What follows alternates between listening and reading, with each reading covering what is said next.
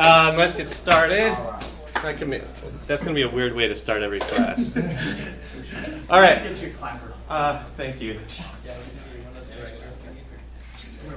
Maybe that will be someone's responsibility here. So I'm sorry I don't have your prerequisites completed yet, but again, you'll be given a grade based on completing it rather than on having gotten a good or poor score. So by class on Wednesday, you should get my reflection of how I thought you did on that. Some of you may already know that you did really good or really poorly. Don't wait until that happens. If you need to talk with me, see me sooner rather than later. But what I'd like to do is spend a little bit of time reviewing some things that we know about some linear systems. And this is going to be material that you're going to have to use at least in the first third of the class pretty heavily. So what we're going to do is we're going to start off trying to solve a linear system of equations. So let's look at an example here, and then we'll deconstruct that before we go ahead and solve it. 8y, 8z,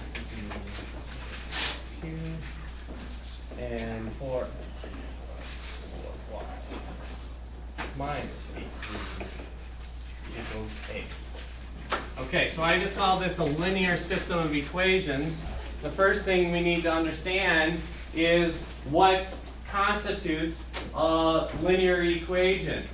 Because when I think of line, I think of x and y, and I've got a z on there. So how can that be linear? And so the answer to that is we're thinking of linear in a linear algebra sense, not in a line sense. And so we can, there's a mathematical formulation that we could go through and talk about what makes something linear or not. Let me give you some rules of thumb that if something has these characteristics, it is or is not linear. And we will see as a result that these three equations are linear.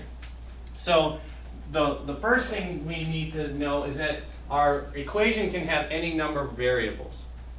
Okay, so it's okay that we have three variables here in these equations.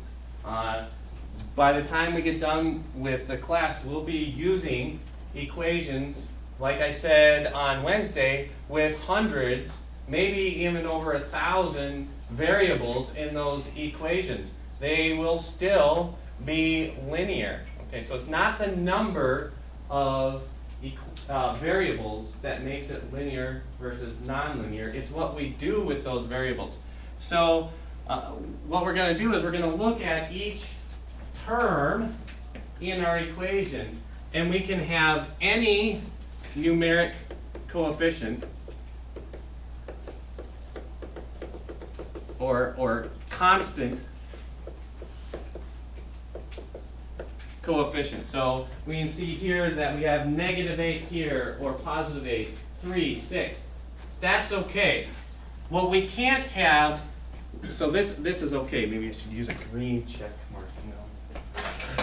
Right, this is good. And this is a brand new. Hey, forget the green marker. Okay, so this is good. All right. That includes 0. 0 is a legal numeric coefficient. So if we had an equation like this, and the others were three variables, that's going to be fine with it. What we can't do, x here. What we can't do is combine. I'll put that in quotes. Combine variables in a single term. So we can't do something like x times y. Now we've got two variables in that term. That moves it from being linear to nonlinear. Okay, so that's one gotcha. The other gotcha that I want to do is we cannot have higher exponents than 1. Okay, so I don't even write the exponent in here, right? This is actually 4x to the first power, but you know that's a lot of and 4y to the first power. That's a lot of wasted space on here, right? So we don't even write the exponents. What we can't do is x squared. That would also make it nonlinear. Okay. You could think of this as being a special case of this, where you're multiplying x times x. Okay. The other thing you can't do is you can't use other functions that are nonlinear. So using nonlinear functions. So examples of that would be sine and cosine. Right? Those are very nonlinear if you think about how those work. Or logarithm, or e to the x.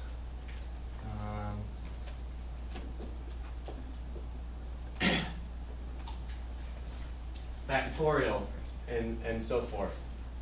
Okay? These are all signs.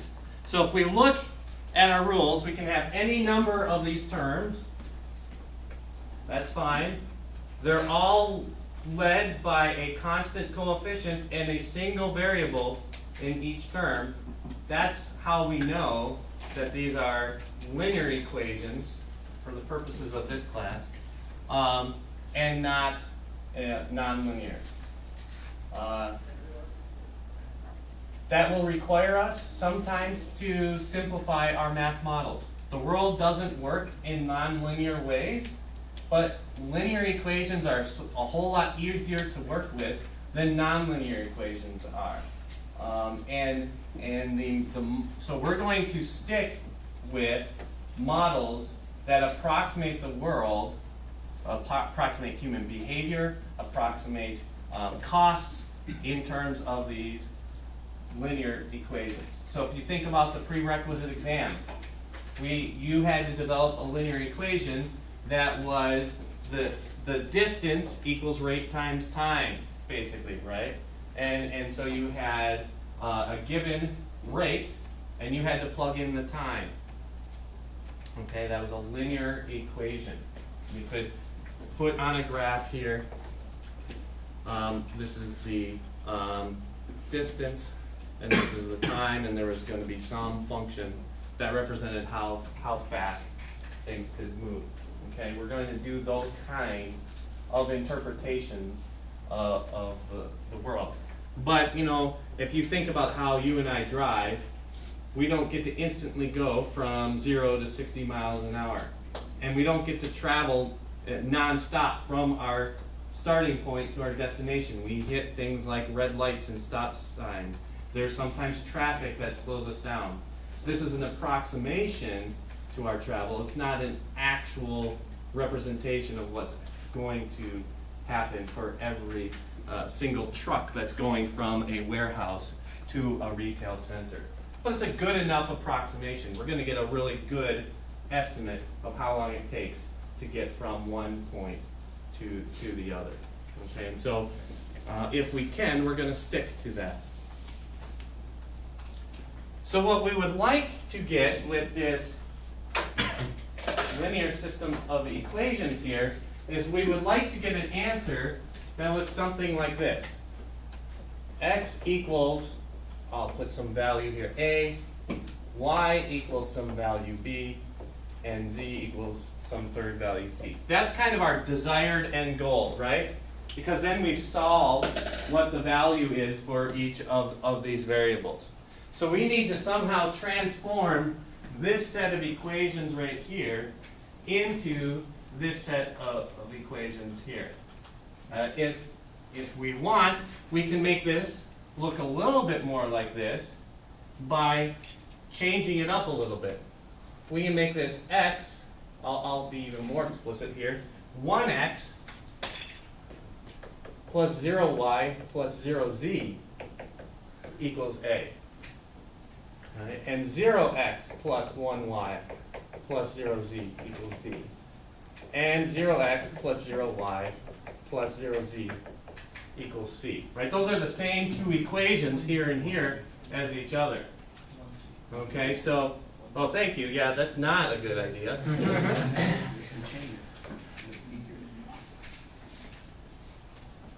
These are the same sets of equations here and here. So we have to do some sort of transformation to this to turn it into this, and then we've got our solution.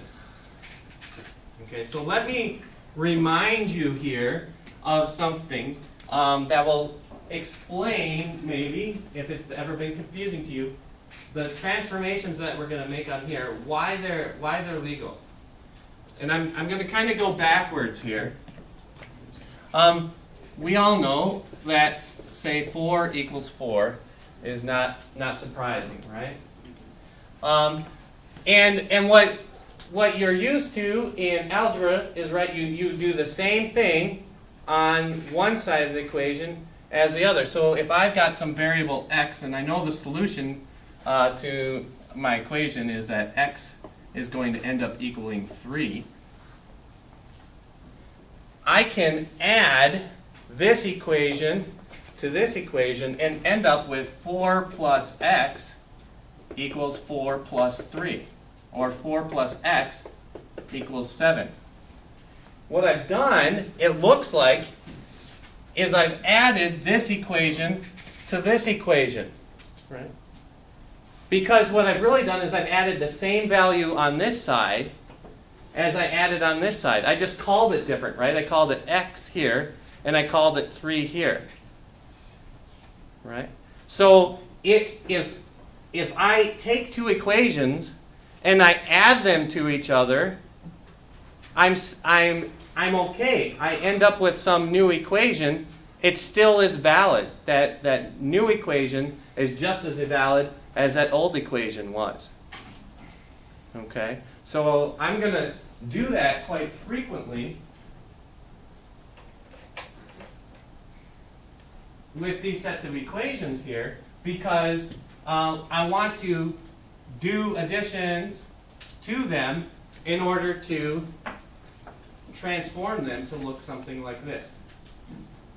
Also, I can take this equation right here and I can multiply it by a constant, right? I can multiply this by 3 and I can multiply this by 3, right? That's a legal thing to do. I multiply both sides. So I get 12 plus 3x, I can write a 3, equals 21. This equation, and this equation all have the same meaning. So those are the two things that we're going to do to transform this set of equations here into this set of equations over here. We're either going to multiply equations by a constant, or we're going to add two equations together. Okay? So, step 1 we're going to do is we're going to work on this column of our equations. What we would like to do is make an intermediate transition from here towards here by getting all of our equations to look like this. So how can we turn this first equation to match at least this first part of this equation here? Divide by 3, the equivalent multiply by 1/3. Okay, so I haven't violated what I said, right? So if we multiply this equation by 1/3, we're going to get what for our coefficient here? We're going to get 1x, right? What are we going to get for? We're going to get 2y. And here we're going to get 1z. And that's going to equal 2. Okay? Now, there is no number I can multiply 2 by to get 0.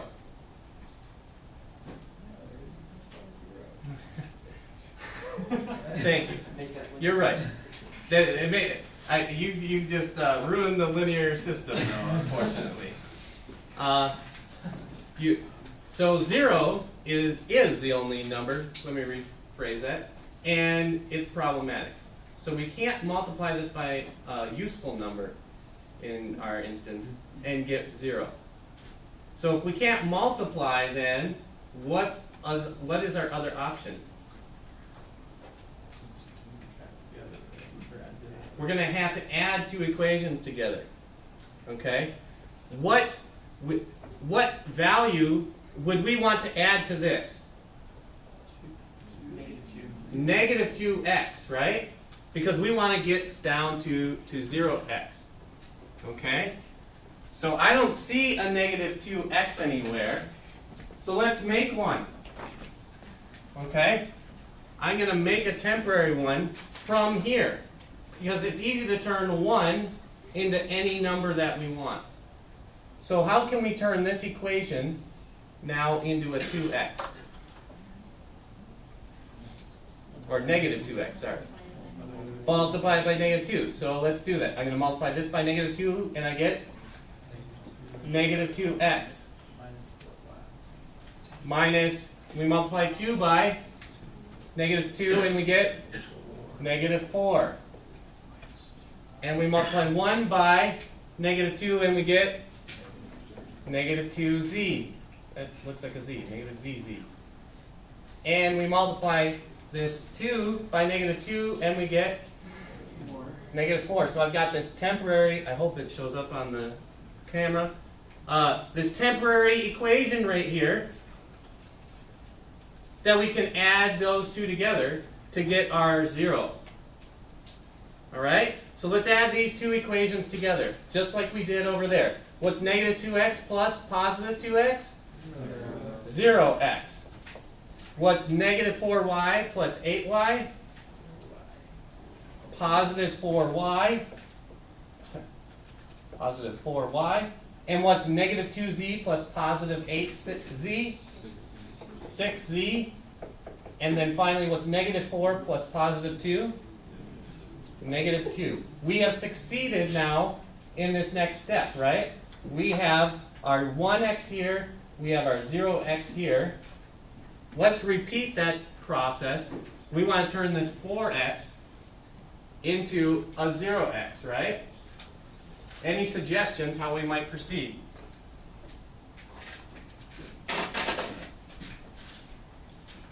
How are we going to turn this 4x into a 0x? Yeah? We multiply our temporary equation by 2. Okay, so we can multiply this temporary equation by 2. We could alternatively multiply this by negative 4. Either one is going to work. It's going to get us the same answer. So let's do that. Let's multiply this temporary equation by 2. What are we going to get for our first term? Negative 4x right here. Negative 4 times 2 is going to get negative 8y. And negative 2 times 2 is going to get negative 4z. Negative 4 times 2 is going to get negative 8. So now let's add these two equations to each other. All right, so negative 4 plus positive 4, 0x. Negative 8 plus positive 4, negative 4. And negative 4 plus negative 8, negative 12. Negative 8 plus positive 8, 0. Okay, step 1 done. This equation matches the first column of these. Make that right. These equations match the first column of these equations. Okay? So, let's go ahead and repeat that process now for this second column right here. Okay? Now, what we're going to do, however, is this one was really nice for us. Right? It allowed us to get these two temporary equations right here. Right? So it's really important that we get the 1 before we get the zeros. Okay, so let's go ahead and get our middle equation done first, and then we'll get our upper equation and our bottom equation second and third. Okay, so how are we going to turn this equation to look more like this equation here? What do we have to do? We have to divide by 4 or multiply by 1/4, however you want to see that, right? So 0 divided by 4 still is 0, right? And that turns out to be really important. 4 divided by 4 is 1. And 6 divided by 4 is 6 over 4. Simplified is 3 halves z. And -2 divided by 4 is -1/2.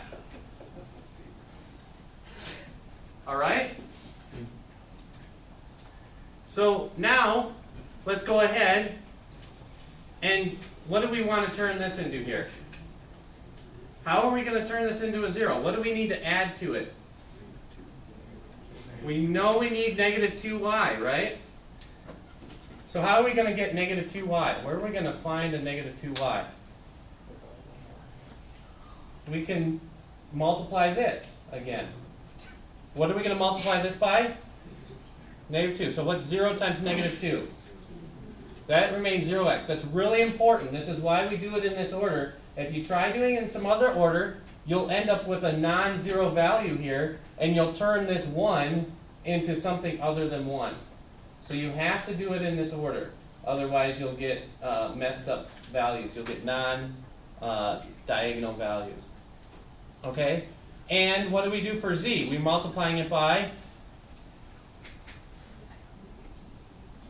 -2. So what's 3 halves times -2? -3.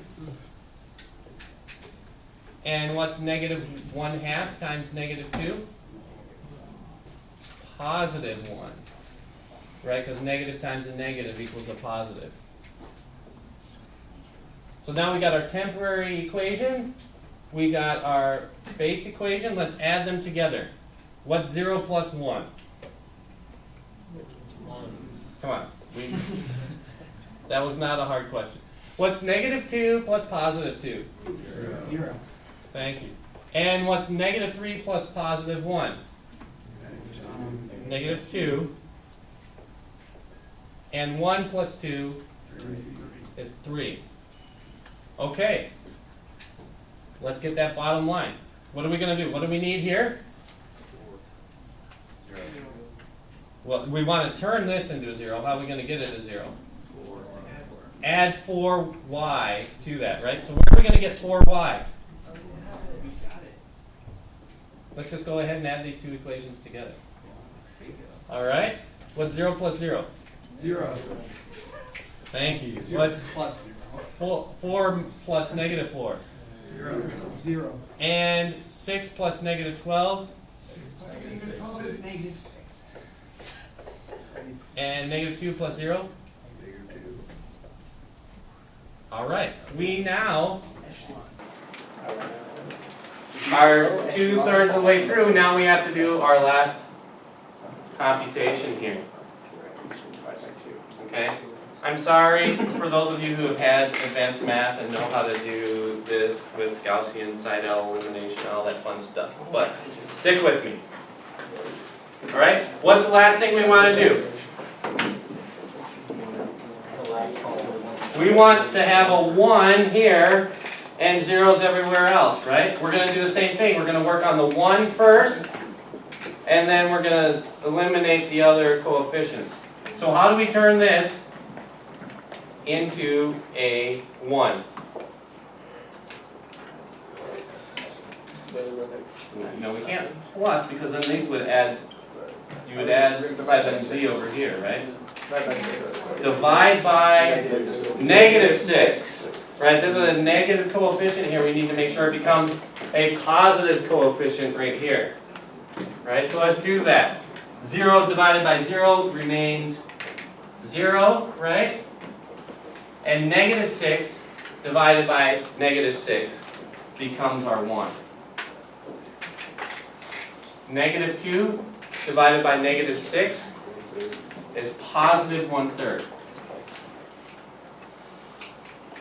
Alright, let's go back now and get our zeros here and in here. What do we need to add here to get 0? We want positive 2z, right? Where are we going to get positive 2z from? We want to multiply this by 2, right? What's 0 times 2? 0. 0 times 2 again is 0. 1 times 2 gets us positive 2. And 1/3 times 2 is 2/3. Okay, let's add these equations together then. 1 plus 0. 0 plus 0. And 2, positive 2 plus negative 2. 2/3 plus 3. 11/3. All right. Am I getting the right answer? Yes. All right. I just didn't remember it being fractional. Okay. Now we want to make this 0. How are we going to make this 0? What do we need to add to it? Negative 3 halves z. Where are we going to get negative 3 halves z? We're going to multiply this by negative 3 halves, right? 0 times negative 3 halves is going to give us zeros for our x and y. And so we're going to get negative 3 halves z here. What's negative 3 halves times positive 1/3?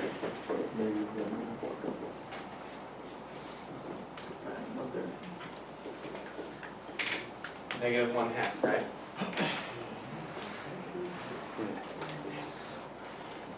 Okay, so let's add these two equations to each other then.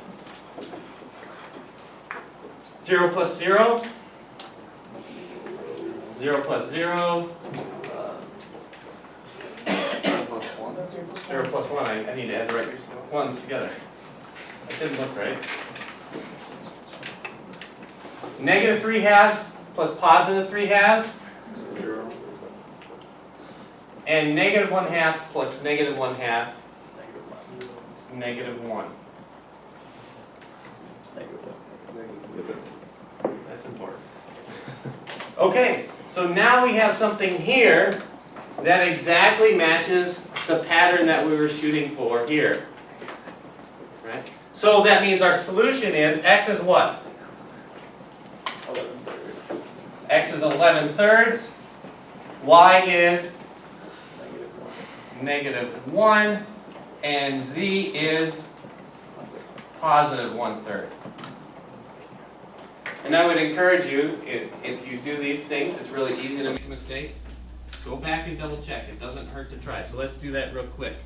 Let's pick this one because we've got nice 3's in there. Okay? What's 3 times 11/3? That gives us 11. What's negative 1 times 6? Negative 6. And what's 1/3 times 3? Goes 1. So plus 1. That gets us 5, 6. Good. And we could do that with our other two equations. We would see that they would work out as well. Okay? Let's take a deep breath. One problem, we've taken a half hour for that problem. Now you know, imagine doing this not with 3 equations and 3 variables, but hundreds of equations and hundreds of variables. Sounds fun, doesn't it? Sounds like Yeah. linear. All right, so this is something that we're going to utilize because we will develop linear relationships in our systems, in our models, we're going to end up having to solve equations that systems of equations, because there's multiple equations that we have to figure out together. The tricky part is, for our class, that's different than what you're used to, is what we've done here is we have the same number of equations as unknowns. So there is a solution. Okay? What's going to be different in our class is that we're going to have less equations than unknowns, or less equations than there are variables. So there's not just one solution to our equations. And so then what we're going to do is we're going to say maximize. So we're going to add some what we call objective function.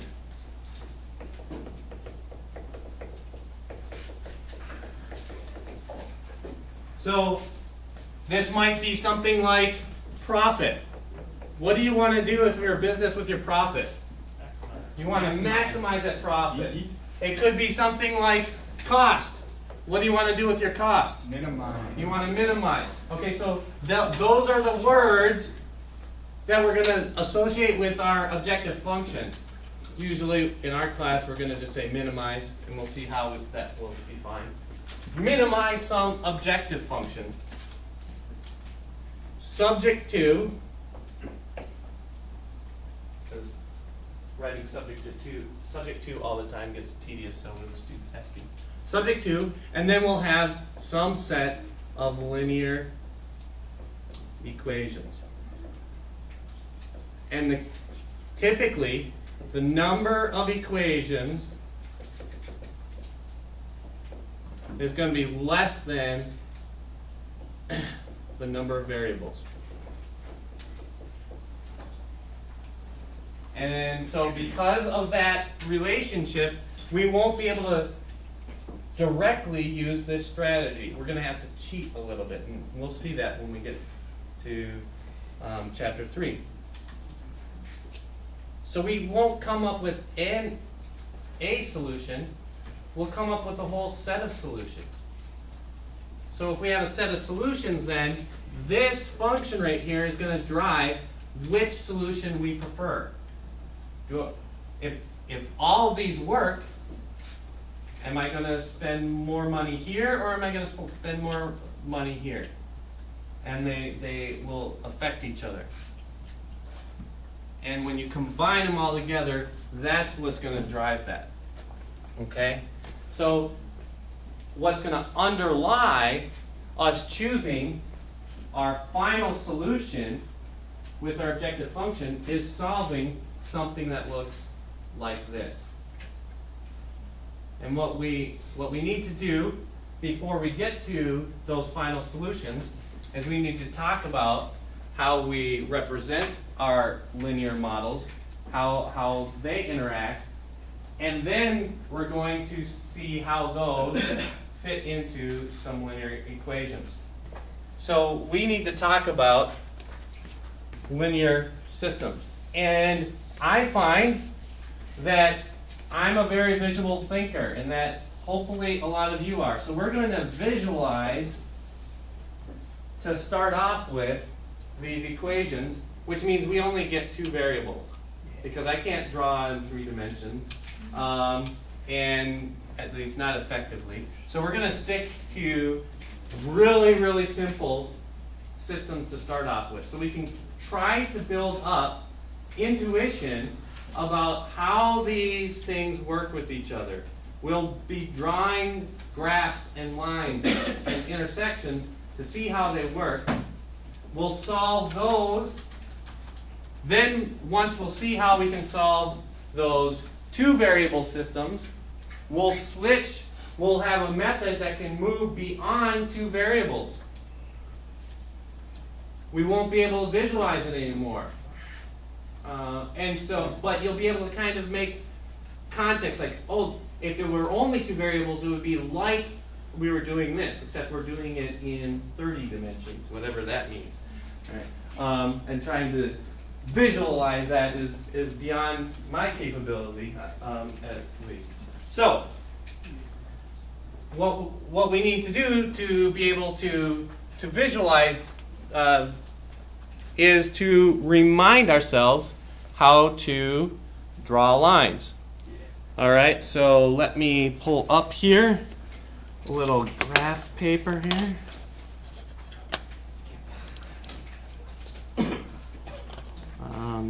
Fine.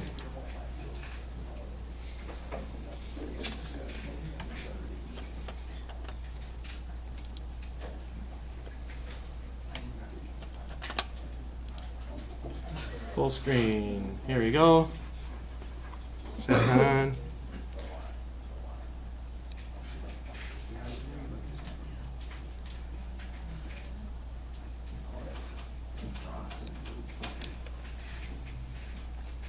I was pressing off. That makes sense.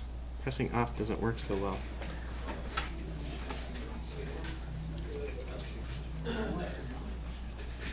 All right.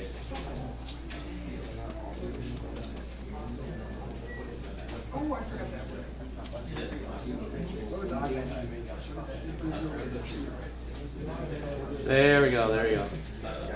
Everyone can see that now, right? Let's get those lines. Okay.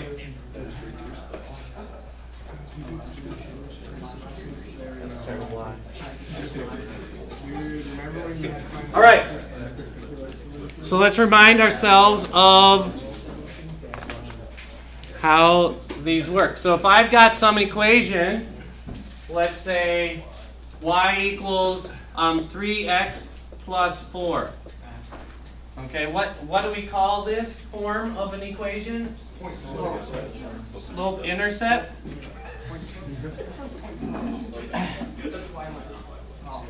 Slope intercept form, right? Which is the slope here? 3. The 3 is the slope. What do we mean by the slope again? The rise over the run. Okay, good. I'm glad this is a review and not new, or hopefully it's reminding. And then what? You said intercept. For what intercept? The y-intercept. Okay, so from this, we know that we intercept the y-axis here, right? And the slope is 3. So we go up 3, 1, 2, 3, and over 1, and I didn't bring my yardstick with me, right? That's that line. Sort of. That's why I need a yardstick. What if I do something like y equals negative 2x plus 7? Where's the y-intercept here? 7. And because it's a negative slope, it's going down, right? So don't 1, 2, 1.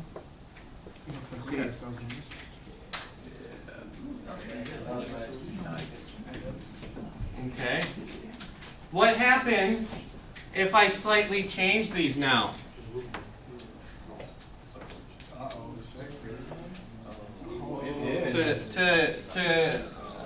Yeah, greater than. What have I done now? It's all the values above this line, right? So I hear you guys saying shading. We're not going to shade only because we're going to end up with so many lines and so many overlapping shades that it'll become indistinguishable. I would recommend, however, at least for this part of the class, that just like I'm using colored markers, that you might want to use colored pencils. All right? It's very helpful to identify which line on the graph refers to which part of your model that you're talking about. Okay? And so that's why I've used colors. So what I like to do is put an arrow to indicate I'm talking about that side of the line right there.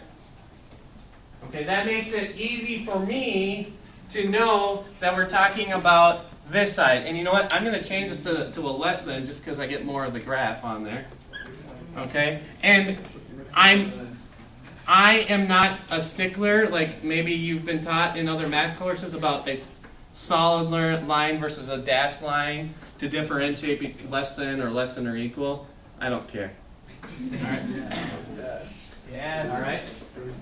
So now we have y is less than 3x plus 4.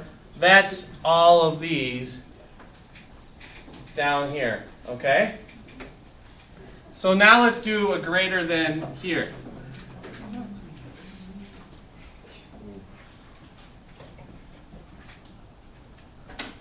Which, are we to the left of the line or are we to the right of the line?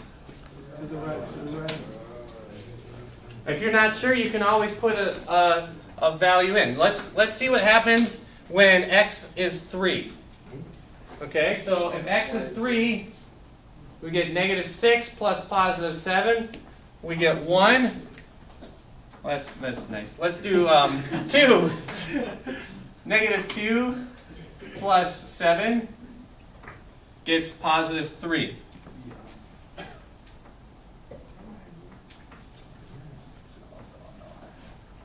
I'm picking one on the line. Okay, let's. It's always going to be on the line. It's always be on the line. You're just saying that y needs to be greater than. Yeah, let's pick if y is let's pick y is 6. All right. Okay. Let's say we have this point right here. Is this a legal point? X is 6, y is 6. X is negative 12 plus 7 is negative 5. Is 6 greater than negative 5? Yes, so this is a legal point on here. We know it goes in this direction.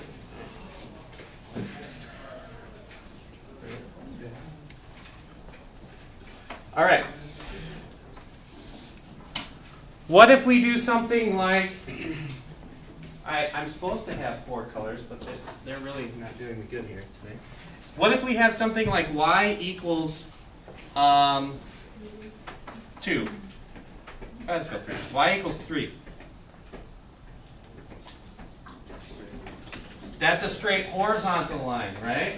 We don't have a slope. There's 0 rise. Right? So that's almost visible. And let's make it then greater than. Okay, what do? It's going to be above that line.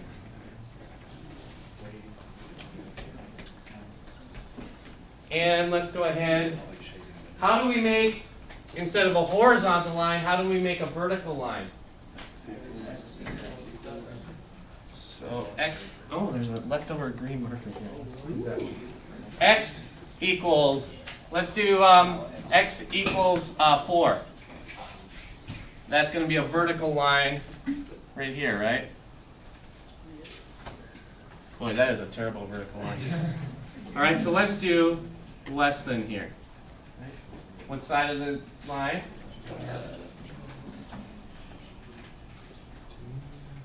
Okay.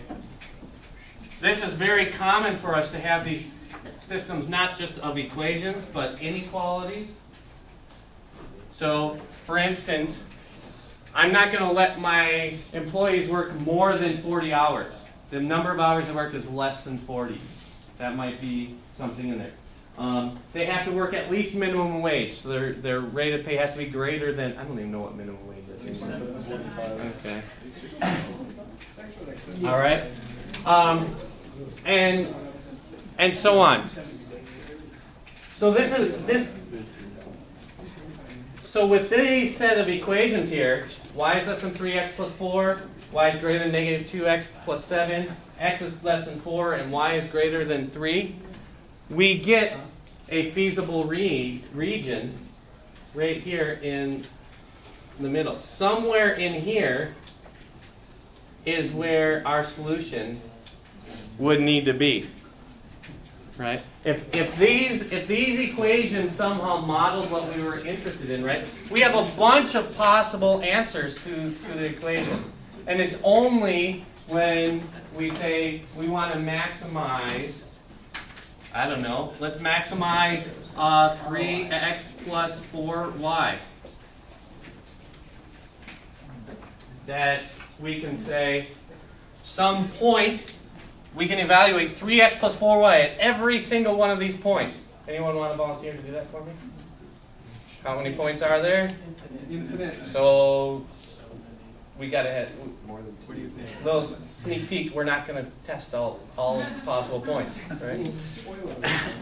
Okay. So anyone want to guess where the max is on this one? It's going to, where the black line and the green line intersect, wherever that is. Up here. That one's kind of easy if you just do some bigger x is good, bigger y is good, right? That one satisfies the biggest x and the biggest y we can get. So that's really easy to logically think about without having to go. It gets a little bit more tricky if we start throwing minuses in here, right? All right. So at first, a lot of our equations are going to be like this. So if you can figure out the x-intercept, the y-intercept, remember, all it takes is 2 points on the line. That if you can figure out what the y-intercept is and its slope, or you can figure out what the, if I give you not this, let's say I say something like 15x plus 20y equals 43. We don't have our slope-intercept form anymore, right? But we can quickly figure out 2 easy points. Usually, what I like to do is I like to say, well, what happens when x equals 0? That makes it really easy, right? Because now I'm down to one variable. And then I ask, well, what happens if y is 0? Right? Again, pretty easy because I'm down to one variable.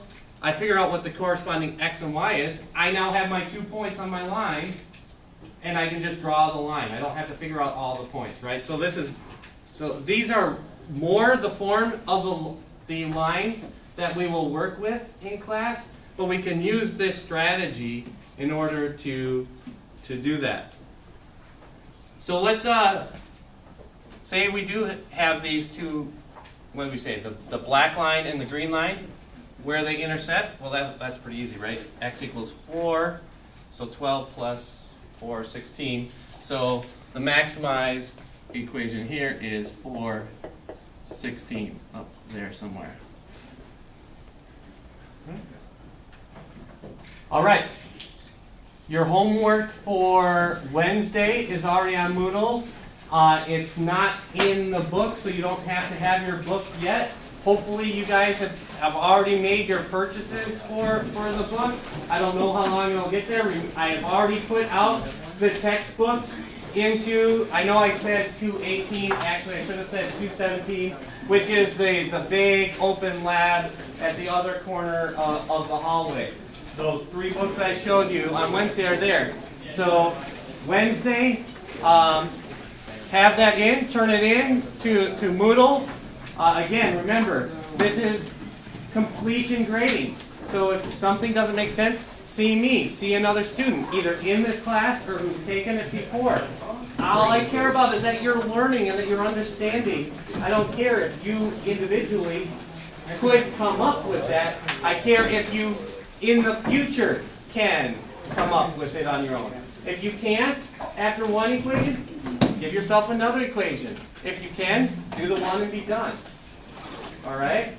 Have a great Labor Day weekend, everyone. Thank you.